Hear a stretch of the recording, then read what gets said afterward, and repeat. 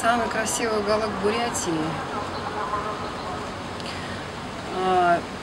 Наверное, я бы... Такие места есть, да. Я бы не стала их перечислять, потому что, вы знаете, природа и Байкал, и вообще сама Бурятия достаточно суровая такая. Выделить какие-то моменты из чего-то, чтобы вот там такая пушистая зелень или что-то еще.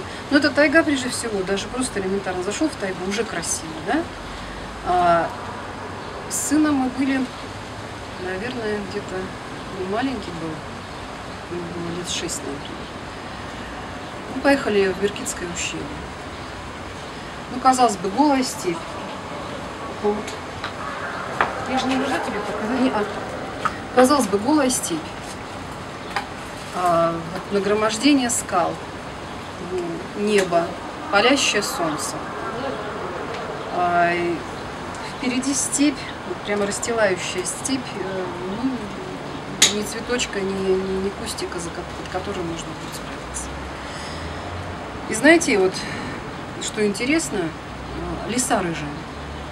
Вот посреди всего этого безмолвия, нагромождения вот этих вот скал с одной стороны, с другой стороны степи, рыжая лиса.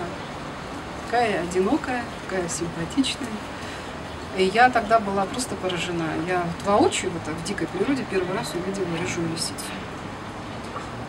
А потом не было ни облачка, и из-за скалы, вот там, где туристы туда погружаются, сейчас, где по преданию спрятано очень много сокровищ и золота, вот в этих пещерах, вот прямо вот вышло, вот из этой скалы вышло облако. Одно единственное, посреди всего вот этого голубого неба. И это облако начало принимать разные формы.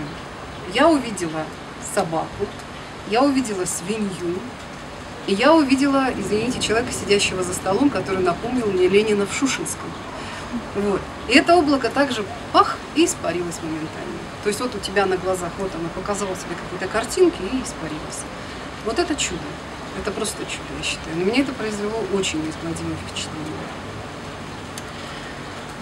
Вот, это Меркитское ущелье. Ну, про Байкал я даже, наверное, и говорить не буду. Конечно, ну, если говорить о Байкале, то все-таки мои любимые воспоминания с детства и сейчас, когда я езжу уже много раз и в разные места берега Байкала, это все-таки, конечно, Максимиха. Там я чувствую себя вот как-то вот очень